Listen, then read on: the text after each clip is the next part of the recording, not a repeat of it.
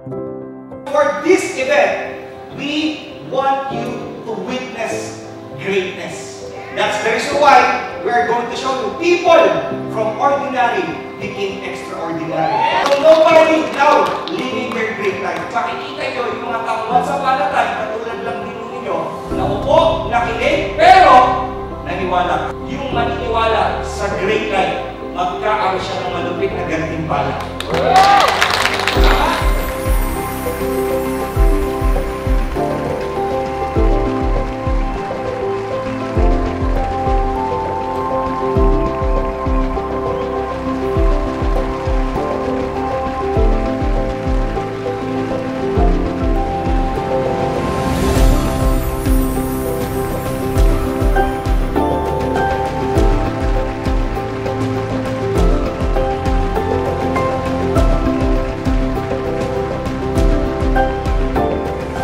Currently, I'm the chairperson ng Philippine Air Force Flying School Alumni Association Incorporated. No? What I'm trying to point out is ito pong negosyo natin is wala pong pinipiling edad, wala pong pinipiling kasarian, even religion po. Ginagawa ko lang po to part-time. After 5 lang po. Hindi ito yung pinakamalaking cheque ko. Kaya ko lang po pinakita to is to show na yung anak ko po sa baba, tong sa, si Rainwald. Pwede tayong tsumeki ng sabay-sabay, no? Doing this by as a family. Ito yung business na pwede nating ipamana sa mga anak natin, sa misis natin. Dahil yung pagkapiloto ko po, yung pagka-kernel ko, hindi ko pwedeng ipamana sa mga anak ko.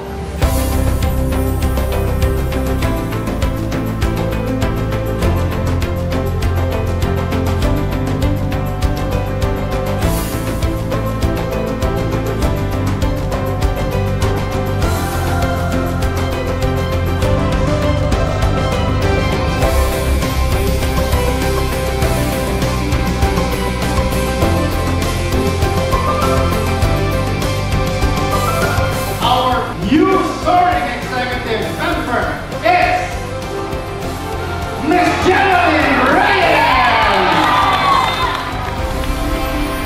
Isa po akong government employee. Salary grade 1 lang po ako. 14,000 plus 2,000 magkano po? 16,000 lang po ang sweldo ko. Pareho po kami ng asawa ko, government employee. So 16 years na rin po ako naglilingkod sa Manila City Hall. Masarap naman din po mag-empleyado. I'm not against employment, pero aminin natin hindi po talaga nakakasapat ang pangangailangan natin, lalo na kung may mga anak ka pa, may nag-aaral, may mga magulang ka na may sakit. So kailangan po talaga natin magdagdag. Minsan din po tayo naging marshal. Kahit hindi po ako na-awardan noon, very proud ako dahil kahit nasa back lang kami ng mga na-awardan, super proud ako. Sinabi ko lang sa sarili ko, one day, papanik din ako yan. So, talagang very inspiring po talaga yung mga napapakinggan ko noon. Yan po yung kami po yung nasa likod na taga-palakpak, taga-hiyaw. Napakalayo ko, ang layo ko. Pero ngayon, malayo na rin ang narating ko kahit paano. Hindi po madaling makuha ang 500,000, pero proud po akong sabihin na guided po ako ng mga tamang tao.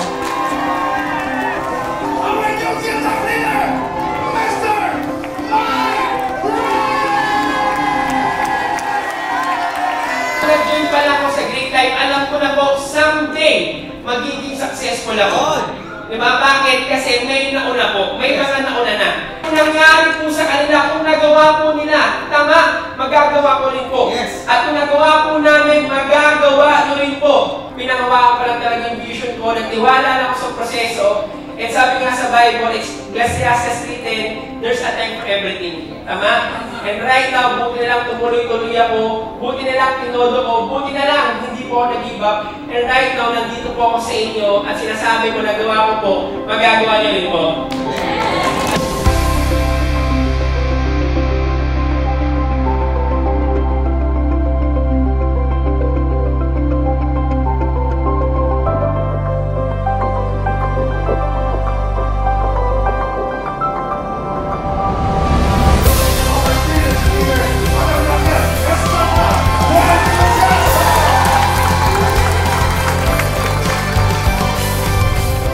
Kaya dito sa Great Life, hindi lang tayo basta gumagalaw. Hindi lang tayo basta naghihintay ng swerte.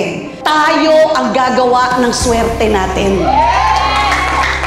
Trabahuhin natin yan. Gawin natin yan. By the grace of God, nothing is impossible.